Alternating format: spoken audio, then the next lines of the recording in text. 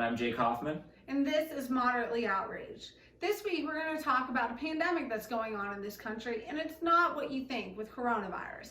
It's the socialism pandemic. Yeah, so what we really want to talk about, because this show is brand new in this format, we want to give you guys a pretty good idea of where we're coming from for all the other episodes to come. Because right now the biggest issue that we see in this country is the clear divide within not just the Republicans and Democrats, but even the Democratic Party has its own divide between your more moderates and your farther left liberals that you're seeing put all of these very dangerous policies out. Like, this isn't the Democratic Party of Obama. This has now become the party of Bernie Sanders and AOC, and there's a lot of really dangerous, very socialist policies that are being put forward, and I really think right now we're in a battle for the soul of the nation. Yeah, and what I want to explain mostly is that it's not just these big ideas, because it's the big ideas that people come up with and they throw out there that, healthcare should all be free and, education should be free and all of those universal different basic things. income. All of that stuff. And it sounds great because it's like, well, yeah, everyone should get all of those things. But that's just not how it works in the real world. I don't have to explain that to a lot of my friends that are Republicans, but a lot of people I see out in the country just seem to think that these are plausible programs to just put in place.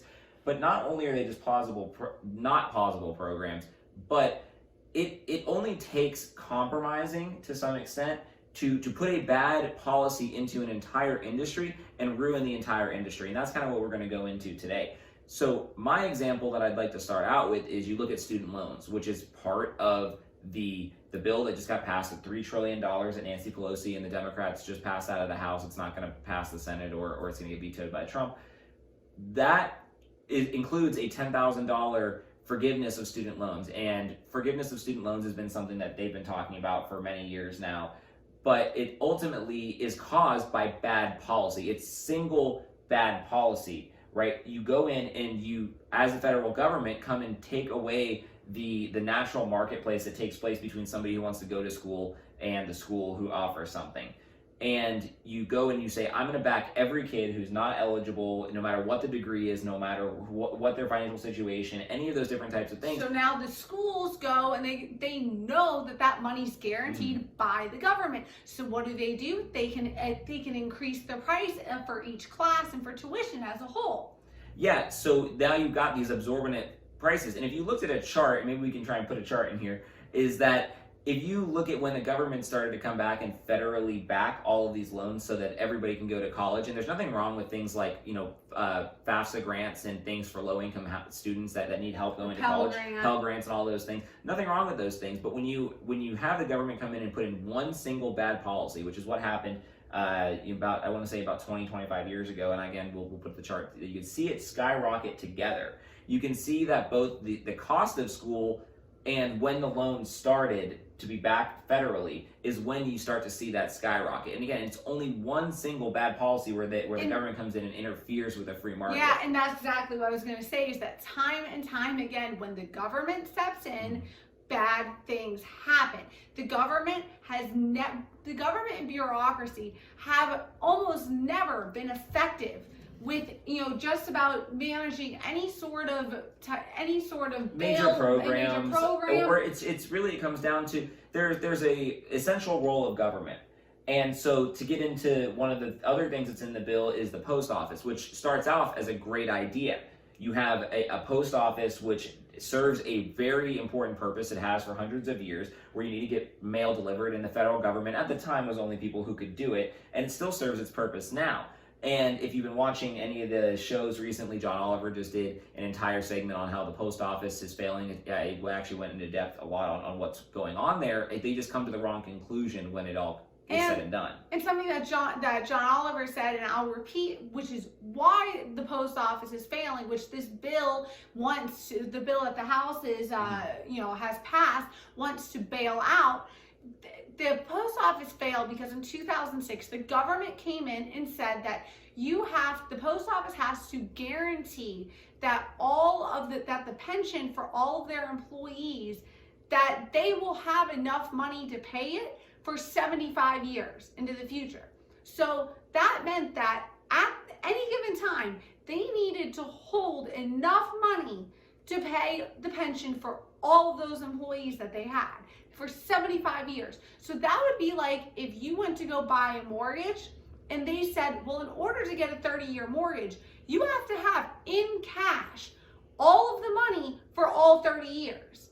Even if you don't plan on necessarily staying, in that house for 30 years. And to continue on that example, it's also like if you were in the house for 10 years, then all of a sudden you have 80% still left to pay on it, and they said, we need to fund it all now by next year, or that's the mandate. And so the bigger picture here is that the government comes in, puts in one or two bad laws, and interferes with a business. And in addition to that pension law, they also said that the post office couldn't raise their prices beyond what the minimum amount for shipping would cost. So when people talk about Amazon is taking advantage of the post office, well, they're taking advantage of the post, which they are, but they're taking advantage of the post office only because the government created a law that allows Amazon to do that.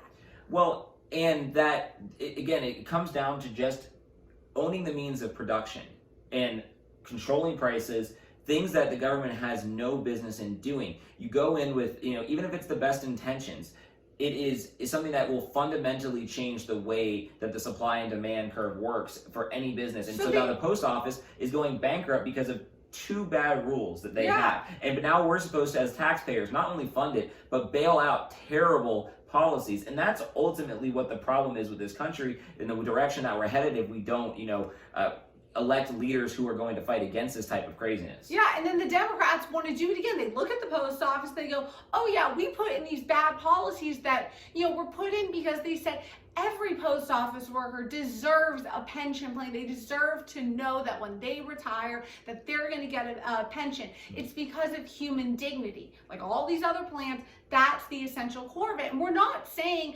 that it's not good to have plans that help out, that give people dignity. If you've worked for 40 years, you deserve to have a pension plan. The problem is that you start to look at what pension plans look like. Now go take somewhere like Chicago, where they had just an entire series, I think it was the New York Times that did this, or USA Today did it, on the amount of money in these crazy pension plans. These are people making $300,000, $400,000, $500,000 after they retire in pension.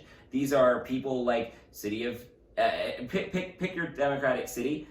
They're people who are going to get pensions when they're in Congress, in senators. Then they're going to get it again if they worked at the post office, if they were a police chief, all of those different types of things. All of these pensions, they are way expanded past what it takes for a public servant to make after they get done with their job. And also the thing is that there is another option to a pension, which is a 401k, or allowing each individual to save for themselves. Essentially, pensions say that we're going to hold your money, and then when you're done, we'll give it to you because you can't be trusted to save your money on your own. Which is the ultimate viewpoint of somebody who has a socialist policy. Because I've had this conversation with my socialist friends. They're going, well, I don't think that you can trust your average person with a little bit extra money each week to actually go and invest it. And that might be true. You can't trust everyone to spend their money in the most, the best way to actually save. But if given the opportunity to put their money into a basic fund the rest of their life, like a mutual fund, simple mutual fund, things like that, like it will significantly outperform whatever the government is doing, playing with your pension, or a government's doing playing with your salary or your weekly taxes they take out. The core difference, and I really want to say this, that the difference between what Democratic policies are and Republican policies right now, the difference between them is that Democratic policies say you need the government. You can't make it on your own without the government. That you need us. We need to help you out, and then you can go ahead and do your thing.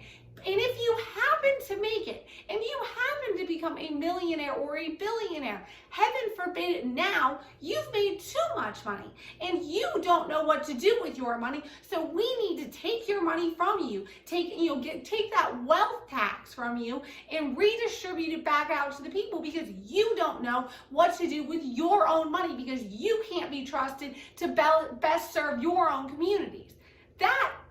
Whereas conservatives, we we believe you can make it on your own, no matter who you are, where you come from. You have the opportunity to make it on your own. And when you do become a millionaire or a billionaire, then you have every right to be able to do with your money and help people as you so see fit. Yeah, absolutely. Snap.